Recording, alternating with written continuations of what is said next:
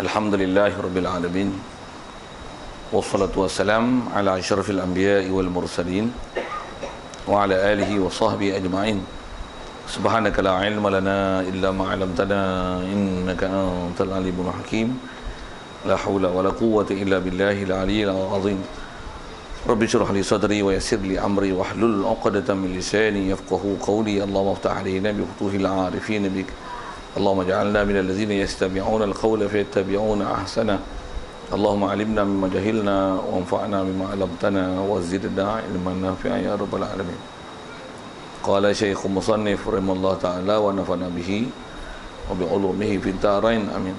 Kita di muka surah 14. Dan air yang berubah salah suatu daripada tiga sifat dengan sebab bercampur dengan suatu yang suci yang banyak berubahnya, yang menegah itlak nama air atasnya, sama ada berubah pada hissi atau pada takdir, seperti campur dengan dia suatu yang menyamai akan dia pada sifatnya, seperti air mawar yang hilang baunya dan rasanya dan warnanya, dan air mustakmal. Hadirin sekalian, pertama sekali marilah kita rasakan syukur, terima kasih kepada Allah Ta'ala. Kesyukuran pertama sekali nikmat hidup yang diberi. Syukur hidup kita dapat Islam, mak ayah kita Islam, maka Islamlah kita. Lebih-lebih lagi syukur kita yang Allah Ta'ala lembutkan hati kita, yang dicenderungkan kita dan lorongkan kita ke majlis-majlis ilmu, yang dengan ilmu-ilmu tersebut dapat kita membenarkan semua ajaran yang dibawa datang oleh Nabi kita Muhammad sallallahu alaihi wasallam. Yang kita pula dalam proses untuk terus mempelajarinya, memahaminya, mendalaminya, mengingatinya, dan insya-Allah kita menghayatinya dan kita laksanakan mengikut peraturan yang telah diajarnya dalam kehidupan kita, dengan kita membenarkan apa yang dibawanya di hati kita dengan yakin, seyakin-yakinnya apa yang dibawanya adalah benar, itulah dikatakan iman. Syukur kita di atas nikmat Islam, nikmat iman itu. Juga syukur kesihatan, kelapangan masa diberi, dapat kita berkumpul sekali lagi di bulan ini, di waktu ini, untuk meneruskan bacaan kitab kita daripada kitab Matlaq Madrain, insya-Allah. Dan kita terus kepada apa yang kita nak bicara, insya-Allah, di muka surat 14. Kita masih bab air. Kata dia, dan air yang berubah salah suatu daripada tiga sifat. Ya, jadi sekalian, apa yang kita nak sambung ni masih lagi bicara bab air, dan satu lagi bahagian air yang kita nak lihat, yang dulu dasar bicara kita asasnya ialah air mustakmal. Yang definisi kita bicara lepas, air mustakmal adalah air yang diguna untuk basuhan yang fardu. Sama ada basuhan fardu itu wudu, mandi, ataupun menyuci najis. Kita dah lihat status mustakmal itu. Dan ada beberapa perkara yang sambilan itu yang kita dah sentuh, dan khusus kita nak sebut pada pagi ini. Kalau ikut dengan kaitan yang lepas, ada kaitannya, cuma atas penamaan khas dan baca khas. Cuba lihat apa yang kita nak bicara, insya-Allah. Pertama kata dia, dan air yang berubah salah suatu daripada tiga sifat dengan sebab bercampur dengan suatu yang suci yang banyak berubahnya, yang menegah itlak nama air atasnya, sama ada berubah pada hissi atau berubah pada takdir. Ayat fakta itu panjang, saya sebut gini dulu. Air yang kita nak belajar ni dari segi nama dia, kalau istilah Arab dipanggil air mutaghayyir. Air mutaghayyir. Kalau kita tak biasa belajar PK ni, perak sikit lah nama tu kan. Sikit tanya, betul ke perak? Tak bisa dengar. Tak bisa dengar bahasa tu. Air mutaghayyir. Soal sekali lagi, bisa dengar? Tak biasa. Sampai tak biasa dengar, macam mana pun kena ambil juga pasal tu istilah. Macam mana pun ghair ni mesti dengar. Ghair mesti dengar. Ghairil maghdubi alaihim. Bagus. Lagi tak mana lagi jumpa ghair. Ma fi qalbi ghairullah. Ada juga kan? Lagi apa? Ada ghair lagi. Ghairul maghdub, ghairul mazlum, Ghairu mamnun. Okey. Cuma yang tu ghair. Kita bukan ghair. Mutaghayyir. Mutaghayyir. Sebut tak? Saya dan dengar Ustaz Deri ngajar tajwid style tu, saya pun buat style tu juga lah kan. Saya belajar ni memang antaranya dengar, faham, sebut. Baru kita nak simpan tu salah satu sabab kan. Dengar, sebut. Tambah pula tajwid, baru kita nak ada kepasih dan kelancaran. Yang ni fiqh nak faham satu hal lagi, sebut supaya jadi ingatan. Ayat apa? Mutaghayyir. Jadi perkataan ni daripada ghayyara. Antara bila sebut bahasa Arab ghayyara ni, antara makna ghayyara berubah. Jadi air mutaghayyir kalau bahasa terjemah mudahnya air yang berubah sifat. Jadi air ni nama dia kalau Arabnya air mutaghayyir. Jadi kalau terjemah mudah apa dia mutaghayyir? Mutaghayyir maksudnya air yang berubah kalau terjemah bahasa. Cuma hurai sikit, berubah tu berubah apa? Berubah sifat air lah. Air tu rasanya kita ada sentuh, air ni dia ada 3 tempat untuk berubah. Berubah apa? Bau, warna, rasa. Jadi memang perubahan pada air 3 ni saja. Jadi bila sebut air mutaghayyir, air yang berubah, sifat air itu sama ada perubahan itu pada rupa, bau dan rasa. Jadi air yang kita namakan dalam belajar ni umum kalau sebut ringkas air mutaghayyir. Dan kena faham bila sebut mutaghayyir ni mestilah mutaghayyir pada bau, warna dan rasa. Sama ada ketiga-tiga ataupun hanya salah satu daripada sifat air itu berubah. Dan berubah banyak. Dan berubah pula mestilah yang kita nak nama mutaghayyir ni berubah dengan benda suci. Kalau dia berubah dengan benda najis, yang tu tak dipanggil mutaghayyir, bahkan dipanggil mutanajjis. Mutanajjis rasanya kita tak asing lah, agak nak dengar kalimah tu kan. Macam mana pun tanya tak, mutanajjis bisa dengar. Najis dengan mutanajjis, apa beza? Najis ialah diri najis. Mutanajjis air yang terkena najis, bercampur najis ataupun berubah, ataupun dia tak berubah tapi dia dihukum najis, itu air mutanajjis. Najasa tu jim dia tu bersabdu lah macam pun Melayu ni dia sampel mutanajjis, jadilah lah mutanajjis. Jadi mutanajjis maksudnya air yang bercampur dengan najis. Contoh air macam ni lah, ni air untuk kita buka, tak macam mana ada kawan tu berak, masuk air sikit. Rasanya air tu pun kita ada sentuh 2 kolah, tak 2 kolah tu kan.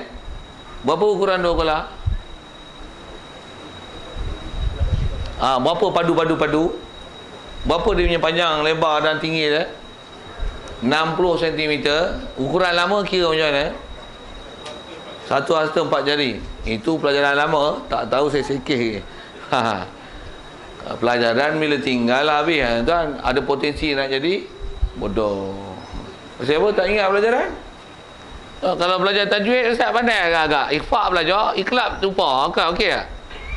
Mana cik ni? Okey. Ada ustaz dia rekomendasi dengan tok guru tajwid lah. Pelajaran apa? Tuan-tuan lupa hak mula, ada potensi jadi bodoh. Itu pasal tu tak boleh lupa, simpan. Tu nak pakai pula bukan 2-3 hari.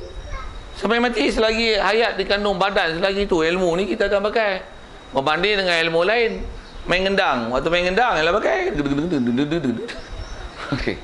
Tak tahu main gendang pun bukan jadi masalah, bukan jadi mudarat. Siapa yang pandai mainlah. Tapi ilmu ni hang lupa habis fiqh lupa, tambah tauhid lupa, ba'ah ta'ala lupa, mati silap suul khatimah. Sikit situ nak suruh ingat pelajaran lama. Baik. Jadi bila kata air mutaghayyir ni mestilah air yang berubah, dan berubah itu dengan benda suci, dan berubah itu walaupun hanya berubah salah satu daripada sifat dia. Baik, dasar nak faham tu ada, tengok kitab macam mana nak ambil faham apa yang sebut mutaghayyir tu. Jadi air yang kita belajar ni air berubah. Apa nama Arab dia tadi? Mutaghayyir. Dan berubah tu mesti berubah apa? Berubah salah suatu daripada 3 sifat. Apa 3 sifat tadi? Bau, warna dan rasa. Baik, pasal apa berubah? Berubah dengan sebab bercampur dengan sesuatu yang suci. bercampur dengan benda suci, barulah nama mutaghayyir. Boleh tak bagi contoh mutaghayyir dengan mudahnya? Air teh, air kopi, air sirap, Melo, Ovaltine, Gano, 3-in-1, Radik, Tongkat Ali, Kacik Fatimah. Tak kira lah apa pun, ada benda suci campur, berubah sifat air, sama ada warna, bau, rasa. Okey. Dan untuk nama mutaghayyir ni adalah berubah yang banyak berubahnya. Jadi kalau dia berubah, mesti berubah punya. Tapi berubah tu sikit. Sikit tu berubah macam mana? Tak dapat dikesan dengan mata dari segi warna. Rasa tangan pun tak boleh rasa, licin ataupun kesat benda yang dicampur. Nisbah lidah pun tak boleh rasa, manis.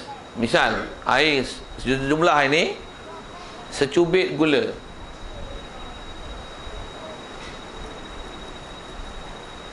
Botol secubit gula. Secubit dengar elok, secubit buah gula. Kita shake dia. Manis tak? Tak manis. Ada tak gula masuk? Larut tak? Ada tak benda suci masuk? Okey, soal lah, pandai tak? Mutlak.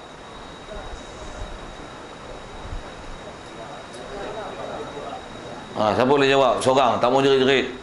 Tak mau jerit tu maksudnya jangan ha tu, gentleman. Mutlak tak mutlak? Pasal apa alasan? Boleh tak? Mutlak. Pasal apa? Pasal tak ada perubahan bau, warna dan rasa. Tahniah di atas jawapan itu. Yes. Macam tu lah belajar. Tak ada rubah. Untuk campur benda suci kan campur lah. Dah campur tak ke jadi tak mutlak, mutaghayyir. Pasal dah campur benda suci. Syarat untuk nama mutaghayyir mesti berubah banyak. Banyak tu macam mana? Boleh dapat kesan. Jadi kalau saya bagi contoh secubit gula tu, kita bubuh secubit kocak, bagi orang rasa. Ada tak apa-apa perubahan? Habis botol. Tak ada apa-apa pun. Jadi maksudnya air tu tak berubah lah. Okey, faham? Jadi kalau ada berubah, air tu tak mutaghayyir lah. Okey. Air macam ni, sesudu gula.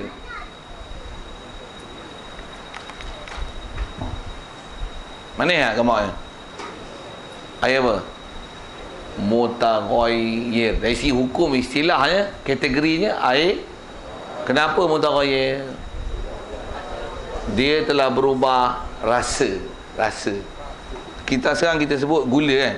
Air sirap lah. Perkataan sirap tu, the syrup, the red syrup concentrate, we put it in these bottles, such as a teaspoonful, betul tak? In this bottle, then we shake it. Is it the color berubah tak berubah? Berubah. What color is it? Red. Okay. Orang putih pandai jawab. Saya tanya Arab tak pandai lagi. ما هو لون هذا الماء إذا وضعته مثل شيء أحمر الذي وضعته في هذه الكرة هل الماء يتغير؟ tanya tak boleh jawab. لا نعم تغير. أي لون؟ أحمر. طيب أحسنت. Campur Arab, putih, Melayu. Pasal itu format nak belajar kan. Sepatutnya kena faham Arab lah. Okey, tak apalah sambil-sambil tu ngaji pilah bahasa, tak faham pun dengar lah saya kata apa cerita ni. Okey, air apa ni? Dengan saya andaikan tadi memang tanya hari ni air gau katanya. Jangan jawab itu. Janganlah lagi silap itu. Air mutaghayyir. Pasal apa? Dah bubuh silap. Ataupun kita bubuh macam nak mandi mayat tu, kita bubuh air mawar. Air mawar tu mawar lah kan. Dia pun mawar ni warna apa? Tak ada warna kan. Walaupun tak ada warna, bila dia curah, apa jadi? Bau. Betul bau. Bau apa? Bau mawar lah. Okey, macam mana buat? Air mawar itu semua selalu orang tak buat dalam botol lah. Air mawar orang buat apa selalu? Buat mandi mayat. Bubuh dalam baldi air, itu buat air mawar. Soal, adakah air mawar tu air mutlak? Jawab. Oh, nak hukum tu kena ingat takrif tadi Berubah tak? Berubah. Larut tak air tu? Larut dalam air, betul? Okey, air berubah tak warna? Berubah tak bau? Warna? Tidak. Rasa? Tidak. Rasanya biasanya tak ubah rasa, dia ubah bau saja. Mutlak air tu? Tidak. Kenapa? Berubah bau. Okey, air tu nama apa? Mutaghayyir. Jadi kalau mandi mayat, adakah air tu dikira dalam kiraan mandi mayat? Faham tak soalan tu? Itu bab mayat sikit lah. Adakah air itu dikira dalam bab mandi mayat? Tak kira. Kenapa? Air yang nak dikira dalam basuhan mandi mayat adalah air mutlak. Air tak mutlak tak dikira sebagai air basuhan mandi, walaupun itu termasuk dalam air yang dimandikan mayat. Jadi air itu tak dibilang untuk kira air 3, air 5, air 7, air 9. Tak faham tu, next chain we will learn about it, about mandi mayat. Kita baru tengok status air. Jadi dah faham status air, nak mandi mayat senang lah, pasal dah faham bab air. Ini bab air pun tak faham, tapi jadi tukang mandi mayat. Ni leceh ni mak. Okey, macam mana pun dah sebut, asal nak bicara tu adalah air yang nama mutaghayyir ni adalah perubahan yang banyak berubah. Baik, banyak tu macam mana? Banyak ni ialah berubah banyak yang menegahkan itlaq nama air atasnya. Istilah itlaq ni maksudnya menyebut tanpa kait. Dengan sebab campuran tu ada, dia boleh menegah, mudah bahasa itlaq ni, kata ataupun sebut nama air atasnya. Nak kata air saja semata-mata tak boleh lah. Bahkan nanti awak akan kait kat belakang. Bubuh gula sesudu, minum, rasa tak manis? Air apa ni? Kalau air gula kot faham macam lain pula nanti. Ini bukan air gula. Air ni manis lah. Air manis. Air rasa gula. Buah bila air gula? Air gula maksudnya air rasa gula. Bukan air gula buat bancuh, buat air gula tu. Itu kalau belajar bahasa Arab dipanggil ala takdiril mudhaf. Takdiril mudhaf. Air gula maksudnya air rasa gula. Faham tak macam tu? Boleh ikut tak saya cakap air takdir mudhaf? Susah. Tu ngaji Arab baru jumpa tu. Macam mana pun saya nak syarah tu agak panjang, biarlah. Air gula, tak apalah, buah bila air gula. Bila pun sirap, air apa? Sirap. Blender pandan, bubuh air pandan. Air mawar tadi, bubuh air mawar. Tak mutlak lah. Bila bubuh air mawar, kita kata nak air, ada orang minta air, kita bagi air mawar kat dia. Ini bukan air. Air lah tu, air mawar. Air tu maksudnya air mutlak, air saja, air yang tak bancuh, itulah air. Air apa? Air mutlak, air tepu. Air yang tak ada kait lah. Air mawar tu dah campur air mawar maksudnya. Boleh lah kata ni air ni. Orang tak kata air, bahkan orang akan kata air mawar. Itulah air yang tak sunyi pada kait. Hari tu pun kita ada sentuh bab kait tu. Jadi air ni air kait, dan kait dia kait lazim. Pasal apa? Air mawar, air siram, air gula, tak mutlak air tu. Banding yang kita sebut itu, air sungai, air laut, air telaga. Mutlak tak? Air telaga tu ada kait? Kait yang, ingat tak pelajaran air tu? Kait yang tak lazim, ya. Kait yang tak lazim. Air mawar, kait lazim. Air kelapa, kait lazim. Air sirap, kait lazim. Tu pun pelajaran lama. Tu dengar, tumbuh perhatian, faham, simpan. Simpan. Macam mana cara nak simpan? Tulis, catat, ambil lah maklumat. Pasal itu yang fakta nak ambil. Baca kitab, satu hal. Baik, rasanya yang tu saya dah selesai kan. Tang nak kata untuk nama air mutlak adalah air yang berubah, bercampur dengan benda yang suci, dan benda tu banyak yang menegah nama air atasnya. Baik. Tanya sikit, cuma kat sini kita pakai banyak air bukit, betul? Air kerajaan ada campur tak? Ada klorin saja ke? Macam-macam benda yang telah dilarutkan dalam ni. Jadi air itu nama pula air yang telah dirawat. Istilah rawat maksudnya telah ada tawah lah, apalah, macam-macam bahan kimia yang telah dicampur. Istilahnya untuk merawat air tersebut. Jadi soal, ada tak benda larut dalam air tu? Ada. Mutlak tak air paip kerajaan? Mutlak. Kenapa ulah mutlak? Kan campurnya macam dia memang ada campuran, tapi campuran dia sedikit yang tak mengubahkan status mutlak air. Air paip kerajaan tu kita tak ada dalam baldi. Orang panggil apa? Air sirap, air klorin, air paip. Bila bancur dengan teh, orang panggil apa? Air tap, air paip teh. Tak, paip tu tinggal air teh je. Jadi paip tu kait tak lazim. Jadi mutlak lah tu. Saya nak tunjuk tak mutlak tu tak mana. Jadi walaupun ada campur, memang masalah ada campur tu, tapi campuran dia istilahnya kapasiti dia sikit pasal orang tak kata air klorin, orang tak kata air tawah, orang tak kata air Florida, orang tak kata air Klorida, macam-macam lah bahan yang dibubuh tu. Yang tu nanti akan menyebabkan perubahan nama kan. Kalau test dengan kajian makmal, memanglah kita akan dapat kesan benda-benda tu.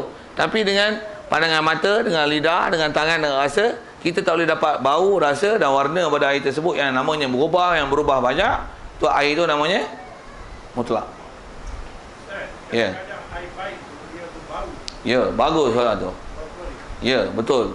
Tu boleh jawab tak? Ada ketika kadang-kadang dia bubuh mungkin terlajak kan. Ataupun bukan terlajak, dia bila diproses tukar kolam bersih proses air yang air sulung masuk tu, kapasiti dia banyak. Ada waktu bila kita buka paip macam mana? Putih. Ya. Pula tu bila kita pegang, kita basuh tangan, kita cium tangan apa? Klorok mana nak kita pegang ni? Pegang tak pegang klorok pun. Bau klorok kat tangan. Boleh? Faham? Kaum ibu rasanya memang pengalaman luas dalam bab tu. Betul? Tak biasa pegang klorok tu kau diam. Ataupun tak pernah jadi kejadian air paip macam tu. Kau tak tahu kan? Tapi bila air tu, bila putih, jadi faham tu, kapasiti dia banyak. Berubah tak? Orang kata apa? Putih air ni. Air putih. Warna dah berubah. Soal masa tu mutlak. Kenapa? Ada campuran, memang ada campuran, memang tak dinafikan, tapi masa tu campuran banyak yang mengubahkan nama air semata-mata ke dia. Masa tu status air adalah tidak mutlak. Begitu juga kalau kata dah tak putih, tapi bila pegang celup, kuatnya bau klorin. Nak minum pun tak berani minum lah, sakit perut apa pula. Dia dah kuat tu. Bila kuat, campuran memang ada walaupun sedikit kan, tapi pada ketika dia banyak, air itu teruzur untuk bersuci pasal statusnya adalah air mutaghayyir. Ini this our topic. Kita sedang bicara tentang dia. Air mutaghayyir namanya. Best soalan tu, air klorin tu. Ada soal? Memang nak buka soalan itu? Ada? Jadi air karat. Okey, best soalan tu. Karat ni kalau ikut dia bukan tanah yang istilahnya tempat takungan yang asli, yang naturally orang Ta'ala buat. Jadi dia termasuk dalam, tambah pula benda logam kan. Kalau karat yang menyebabkan berlaku perubahan air, yang perubahan banyak yang sebut tadi, orang kata apa? Air karat. Kalau sampai tahap tu, air tu tak mutlak. Tapi kalau kata memang ada karat, tapi jumlah yang ada adalah sedikit, tak mengubah nama air macam mana secubit gula. Macam mana seumpama contoh tadi kan, benda yang sedikit dia tak mengubahkan kapasiti, tak mengubahkan status air tersebut, bahkan air tersebut panggil mutlak. Jadi kalau jumlah dia banyak, dia mengubahkan dan dia memudaratkan keadaan mutlak air tersebut, dia akan menjadi air mutaghayyir dengan sebab karat. Masa saya jawab soalan. Ada lagi? Ya. Rasa. Kalau kata rasa ada perubahan, jadi saya sebut contoh dengan warna kan. Kalau kata dengan rasa karat air tu. Maksudnya boleh rasa istilah karat tu kan. Datang berubah tu rasa, benda tu pula benda yang istilahnya larut dalam air. Maksud karat tu dia larut dalam air, berubah rasa, dia memudaratkan mutlak air tersebut. Air tersebut namanya mutaghayyir, tak sah untuk bersuci. Macam saya jawab. Baik. Air Zam-Zam. Saya merasakan ada perbezaan kalau saya gunakan air Zam-Zam berbanding dengan air biasa. Ya. Ya. Air Zam-Zam memang bahasa kita sebut payah lah. Air gau ni pun rasa tuan-tuan, kalau kita biasa minum air paip dengan minum air ni rasa lain. Baik. Mana-mana air yang dia berubah rasa dengan sebab dia bertakung ataupun dengan sebab sumber dia daripada tanah, ataupun macam kita ni kan kawasan masih istilahnya bukit, hutan lagi, rimba, laluan air tu tanah satu dan ada akar-akar kayu yang dilalui oleh air ni. Kalau orang biasa akar kayu misalnya angkat hidup, Dia boleh rasa sesuatu kadang. Rasa apa? Tongkat Ali ni. Orang yang biasa tongkat Ali. Ataupun something else lah. Kan? Boleh rasa sesuatu perubahan. Kaedah fiqhnya, apa-apa perubahan, jika berlaku perubahan dengan sebab laluan, tempat bertakung, kalau sebab pokok kayu, ataupun jenis kolam yang ada daun-daun luruh dalam dia, dan bukan kita masuk kan, tapi naturally jadi gitu, masuk dalam tu, reput, berubah warna, bau, rasa. Sekalipun air misalnya, pasal kolam dibiar lama, hijau, pasal kiambang, daun, rasa pun lain, angkat hijau, mutlak. Ya, mutlak. Jadi zam-zam, gau, apa saja air yang istilahnya ambil daripada proses semula jadi dengan bahasa itu, hatta air kolam air panas. Boleh faham kan? Kolam air panas ni biasanya tempat tu ada kandungan sulfur, kandungan belerang. Kadang-kadang kita boleh nampak dia punya apa orang panggil, apungan belerang di permukaan kolam air panas tu, dan bau pun smelly something lah. Dia bau belerang, kadang-kadang belerang dia kuat, bau macam kerang rebus. Betul, bau kerang rebus, tak ada kerang pun, tapi bau dia tu, bau sulfur ni, dia bau macam bau busuk, bau kentut. Ada kadang-kadang bau kentut tu, popular bau kentut, memang istilah sains digunakan bahasa bau kentut. Bau yang tu dan rasa yang berubah itu, dia tak mengubahkan status mutlak air, kerana berubah itu ialah berubah benda yang naturally. Jadi berubah dengan sebab tanah, dengan sebab akar kayu, daun-daun yang bukan kita campak kan. Perubahan yang kalau nak guna bahasa Malaysia yang kita selalu pakai, semula jadi ni, dia tak mengubahkan status kemutlakan air. Dia adalah mutlak. Walaupun nak minum tak lalu. Bab minum lain hal. Kita bicara ni bab bersuci, dan status dia adalah mutlak, sah digunakan untuk menyuci, mandi, wuduk, menyuci najis. Macam mana ada air tu kita sentuh. Saya jawab soalan. Ada lain? Oh tak ada, saya nak tanya. Saya pula tanya. Ada air mineral ni kadang-kadang kita rasa minum rasa air kelapa. Ada tak? Antara air yang brand rasa air kelapa ni, apa nama dia? Apa? Sea Master, ya, that's right. Sea Master. Soal, air kelapa ke tu? Kalau dia ada campuran bahan menyebabkan jadi perubahan tu, maka air itu tak mutlak. Saya nak sebut dari segi kaedah nak mengenal, realiti kena semak. Pasal saya memang rasa air kelapa. Kalau katalah dia memang bukan air kelapa, tak ada apa-apa campur, memang ambil daripada telaga tiup bawah tanah atau apa-apanya, tapi memang air tu rasa macam tu, mutlak. Tapi kalau katalah dia bukan air yang macam tu, tapi dia sebenarnya air LAP ni, air rawat ni, tapi telah melalui proses filter, penapisan itu. Filter itu adalah content something kan.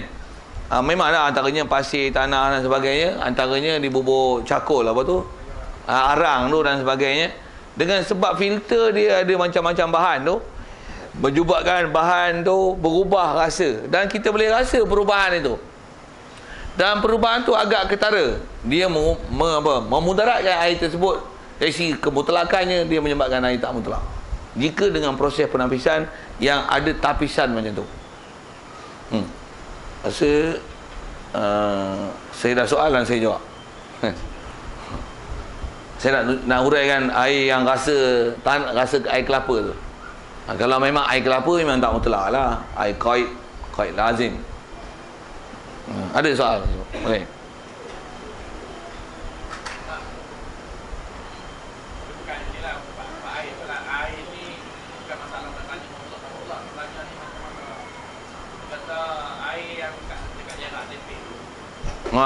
Air tapping, air kuning tu.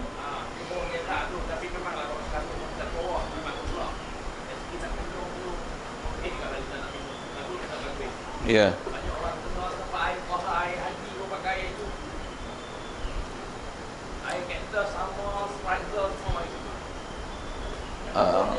Ya, terima kasih dengan soalan. Best soalan tu. Soalannya ialah air itulah, dia brand dia Spritzer tu kan? Air haji Toha tak? Okey. Dia haji ke umrah ke tak kira, mesti nak tengok status hukum air tak? Dia memang dia punya sumber tu dekat juga China. Okey.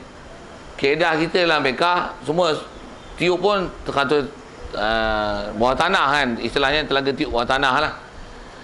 Kaedah kita dalam fiqah walaupun dia jerat Cina, istilahnya adalah serapan daripada mayat.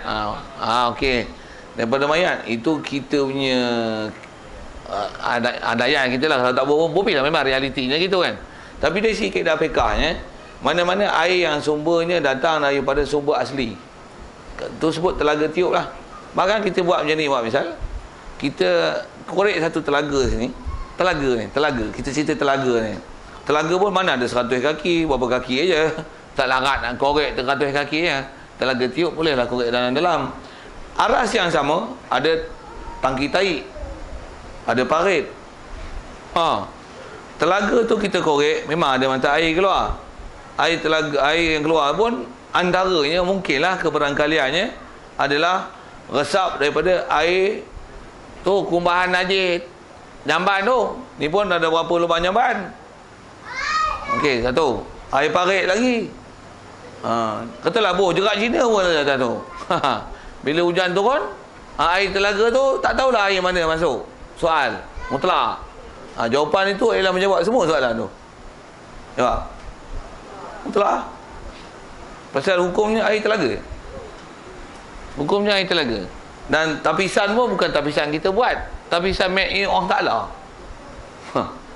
Kalau tengok patuh kesihatan, memang kadang kesihatan dia ada bagi kaedah macam ni tau. Tandas di atas, tandas ya, bohbi lah.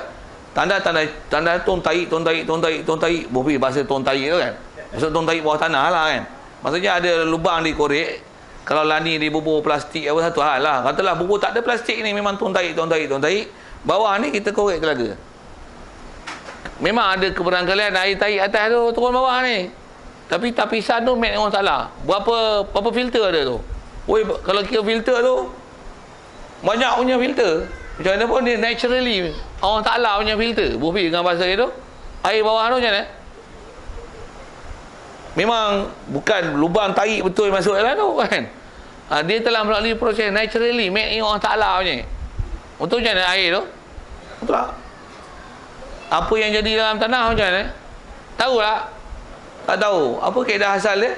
Air telaga, sumber daripada tanah, daripada bawah tanah, air keluar. Walaupun berubah pasal tanah, macam-macam tu, sulfur lah apa-apa, kita pun tak tahu mai pada mana. Boleh jadi air tapir, boleh jadi air mayat, boleh jadi air jerat Cina tu. Dari segi hukum mutlak lah dia. Cuma lalu tak lalu minum, lalu lain hal.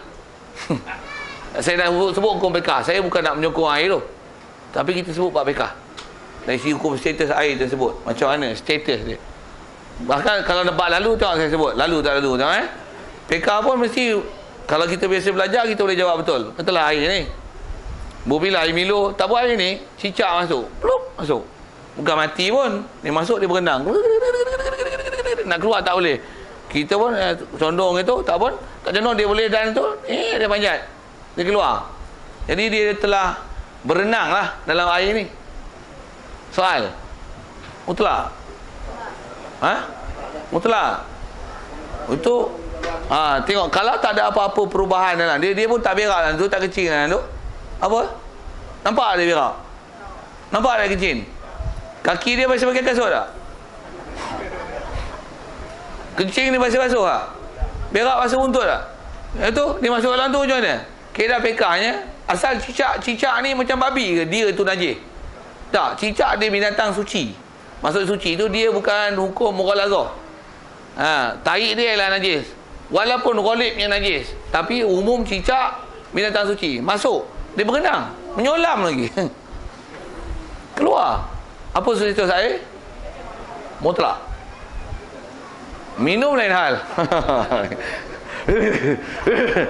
Bagus lah tu. Memang tak apa-apa elok untuk diminum lah, dengan selera, dengan faktor kesihatan kan. Tapi kita status, apa-apa pun balik pada status syarak. Kayu ukur kita, mizan syarak. Syarak kata apa? Air mutlak lah. Cuma tak adalah teman. Siapa nak minum air Milo ni? Sejak weh. Dengan susu apa, kos-kos dekat lah RM8 tu. Macam mana? Tak lalu lain hal. Tapi air tersebut, dia tak jadi najis dengan sebab jatuhnya cicak. Nak sebut status. Jadi air tu, kalau ada air gau, pakai air gau lah. Susah Toha ambil air tu kan. Apa nama Toha ni? Nama Toha tapi macam Tohek. Boleh gitu. Ha? Tak tahu tu apa. Macam mana pun atas kita bincang tadi hukum tu. Macam mana hukum tu? Mutlak lah. Jadi cuma istilahnya tak ada air lain ke? Betul tak? Jadi tak cantik lah bab pengurusan tu. Belilah air kau ya. Apalah Toha ni. Macam mana pun saya jawab soalan tu. Best soalan tu. Best soalan tu. Ada lain? Kita tu. Ya. Yeah. Qaid lazim dan qaid tak lazim tu. Kait lah kan. Pertambatan kait lah. Air paip, air telaga tu kait lah. Air sirap, air mawar. Lazim ni maksudnya kait yang tak boleh dibuang. Air kelapa. Air kelapa bakar. Air apa? Air kelapa bakar. Tetap kelapa tu ada. Air sirap buah susu. Yang tu kok murtad sikit. Air bandung. Macam mana pun atas nama sirap. Air sirap susu. Air sirap bandung. Sirap bandung, sirap tu dia tak buang ya. Tapi kalau air bandung, sirap tu dia buang. Macam mana pun tak dikatakan air bandung melainkan ada sirap dalamnya. Nampak? Sirap tu kait lazim. Jadi kalau kait tak lazim macam mana? Air paip. Bancuh teh, air teh. Paip tak lekat lah. Air telaga. Buat kopi. Air telaga kopi. Orang tak kata itu. Air kopi. Tu kait tak lazim. Dia ada kait. Tapi kait tu boleh buang. Air yang ada kait macam ni, disebabkan sumber, disebabkan tempat ambil, dia dipanggil air kait tak lazim. Dan biasanya kait tak lazim mutlak. Air hujan. Buat air teh. Air teh lah, bukan air hujan teh. Betul kan? Betul kan? Jadi air tu air kait tak lazim. Maksud saya jelaskan tu. Ada lagi soal? Ya. Ya. Okey. Macam-macam air campur itu. Air banjir. Masyhur dengan kaedah fiqh, air banjir ni kalau nama pun banjir. Air mesti air banyak lah. Campur macam-macam ada. Tarik ada, najis ada apa kan. Tapi masalah istilahnya air banyak. Bila air banyak, umumnya air banyak, walaupun berubah macam-macam tu, tapi kalau faham berubah tu, berubah apa paling kuat? Berubah tanah lah. Tambah hujan, banjir, apa-apa. Kalau hujan sekalipun, banyaknya tanah lah campur. Walaupun macam-macam yang lain, macam-macam ada. Tai pun ada. Tai ayam pun ada. Tai orang pun ada. Lubang tai timbul pun ada. Bangkai pun ada. Lembu mati pun ada. Macam-macam ada. Untuk apa hukum status air? Masuk fiqh, dia hukum benar air hukum asal. Mutlak. Jadi air banjir ialah air yang sah untuk bersuci. Kita cerita bersuci. Mandi boleh. Cuma gamak tak gamak, lalu tak lalu, it's up to you. Macam mana pun status sah bersuci. Itu rasa saya jawab. Ada lagi soal? Ya. Ya. Sekalipun keruh. Sekalipun keruh. Kalau tak sebut air banjir pun air sungai, keruh kan. Yang tu kan. Bila keruh maksudnya mestilah air daripada darat, daripada semua datang. Babi punya lorong pun ada. Biawak punya lorong pun ada. Tai burung ada. Macam-macam tu. Tapi istilahnya golek-golek memang katalah golek sekalipun ada najis. Tapi asal hukum air adalah air banyak. Banyaknya asalnya campur dengan tanah. Benda golek tu walaupun golek, tapi kita tak kenal pasti apa dia itu. Dengan pasti. Asal hukum fiqh suci. Dalam kaedah fiqh ni, dah lanjut situ saya nak sebut ini. Pasal ada satu kaedah fiqh yang cukup besar manfaat untuk kita faham. Apa dia? Itulah kaedah asal dengan ghalib. Asal dengan ghalib. Saya buat misal untuk asal dengan ghalib. Contoh duit kita pegang. Duit buat pada apa? Kotas, ambil duit kotas sana, buat contoh. Berapa orang pegang? Lunyek, ropa tak apa benda. Kalau rendam buat teh, pekat pada teh lagi. Boleh lah. Contoh kan. Andaian kata dah lunyek tu. Lunyek faham tak? Rendam boleh buat teh. Kalah color teh, color dia pekat lagi. Duit tu kita tak tahu main pada mana siapa pegang. Boleh jadi tak masuk parit? Boleh jadi tak tokek babi pegang? Tokek ayam? Tokek ikan? Macam-macam hal lah. Boleh-boleh jadi tak? Jatuh lubang jamban, orang ambil pokok dia. Boleh jadi tak? Boleh jadi macam-macam. Soal, boleh tak duit tu dibur dalam pokok semayang? Boleh tak? Pasal apa boleh? Jawapan betul. Boleh jawapan dia. Pasal apa boleh? Duit adalah kertas. Kertas adalah suci. Walletnya macam-macam ada. Macam-macam ada. Antara macam-macam ada dengan asal duit adalah kertas suci. Apa hukum? Menang asal. Kertas adalah suci. Wallet kalah wallet, menang asal. Boleh? Faham? Tapi kalau wallet tu, dia bukan wallet tapi yakin. Beli ayam harga RM6, bagi RM10, dia balik RM4. Dia baru buka lepas pegang ayam tu. Air ayam, darah ayam, dia pegang duit. Duit yang dia pegang tu, kita pegang, kita berfikir. Itu memanglah macam-macam ada. Dan yang yakinnya duit tu baru lepas daripada orang pegang ayam tu. Kalau dia basuh tangan pun, air sikit, bekas ayam tu dia celup. Walaupun tak ada warna, bau dan rasa, statusnya najis. Pasal air ayam ada darah, ada najis, kan? Celup, mutan najis. Dia pegang duit. Duit tu kita bawa poket, kita bawa dompet, semayang, dompet dalam poket, dalam poket, duit dalam dompet, semayang, tak sah. Pasal apa? Dengan yakinnya duit daripada sumber yang mutan najis, bawa dalam poket, bawa dalam dompet, semayang dalam keadaan najis, memang yakin di badan kita, di pakaian kita. Itu tak sah. Duit selama-selama dia masih status walib dan asal, menang asal. Okey, tengok handset sama juga kes. Handset ni kalau kita kena jaga elok ni, nak buat semayang ni, letak jangan tak ketahuan. Macam mana pun asal handset najis tak? Okey, dia bukan najis. Macam mana pun anda tengah beli ikan, beli ayam,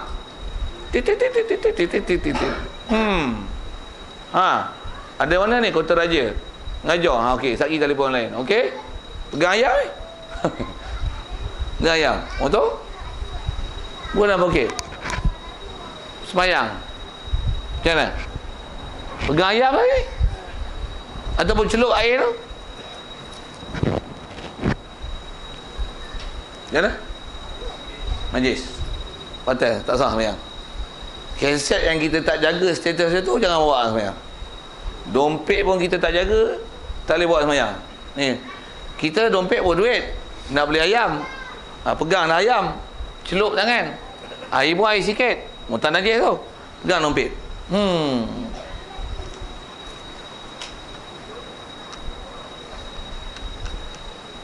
Yang duit mari tu, hak dompet kita pegang tu, tangan ni, mutan najis. Semayang ada dompet, out. Handset, pegang ayam, mayang, ada handset, out. Nampak? Tapi kalau beli handset second hand, siapa punya? Tak tahu. Cek-cek ni Cina ni. Boleh jadi tak dia pegang babi? Boleh tak dia pegang apa-apa lah kan? Walletnya Cina, babi lah tak? Babi gitu. Makan babi apa, babi anjing lah apalah. Berak basuh tak? Jangan tanya saya. Macam mana pun keberangkaliannya ada. Handset asal suci. Wallet-walletnya Cina pegang najis. Untuk beli handset second hand, kena sama. Bopi lah sama. Kena basuh tak? Kenapa tak basuh pula Cina? Asal dengan wallet menang asal. Beli rumah Cina, kat dapur dia, dia masak apa? Mana tahu walletnya babi lah Cina. Wajib tak sama rumah kat dapur? Kenapa? Melainkan tengok ini gaya darah ni. Kau basuh. Tengok tak ada darah apa, lantai semua bersih, elok. Bersih tu zahir pandangan mata lah. Wallet Cina. Cina. Cina. Macam mana pun wajib ke basuh? Apa status? Asal dengan wallet, apa kaedah? Asal. Nak basuh juga, geli lah aku, tak boleh. Aku tak boleh, geli lah. Geli kau sama. Tapi wajib ke sama? Tidak. Pasal apa? Asal. Beli kereta second hand Cina, beli anjing pula tu. Anjing ni buat naik kereta, beli. Memang dia mana pernah sama kereta dia. Asal fabrik ke apa ke, tengoklah PVC ke. Beli kereta, ada tak bulu anjing? Ada tak tek anjing? Ada tak darah anjing? Betul, kena tak sama? Asal dengan kolib menang asal. Melainkan kita nak beli Tengok ada anjing duduk dalam kereta tu. Anjing tu pula tengok tonggek selamba je kencing. Kau beli yang tu nampak depan mata. Hak tu bukan ghalib. Hak tu yakin ada najis. Hak tu memudaratkan. Saya nak ajar ghalib dengan asal. Jadi bab air, bab duit sama hukum tu. Atau air banjir, asal dengan ghalib menang asal. Ghalib kalah. Isu telur ke? Orang duk tanya banyak isu telur kan. Telur ayam kan. Wajib tak basuh telur ayam? Kalau memang ada tahi, wajiblah basuh, dah ada tahi. Tapi telur ayam tu bukan telur ayam yang papan biasa ni, telur ayam yang duduk dalam bekas yang ada omega 3 tu. Boleh faham saya cakap apa? Tengok rupanya ni, bersih tak? Ada darah tak? Ada tahi tak? Wajib tak basuh? Dengar soal. Kan telur ayam, ayam mesti keluar kot buntut ayam. Situlah keluar tahi, situlah keluar telur. Faham tak saya kata apa? Tak faham, dengar je lah saya kata apa. Waktu dia jatuh, adakah orang sambut telur? Ada Tok Bidan menyambut telur tak? Tak ada. Dia jatuh ke mana? Lantai. Lantai pula lantai jaring. Ada tik ayam kat situ? Ada tik ayam. Lantai. Golibnya tik ayam ada lah kan?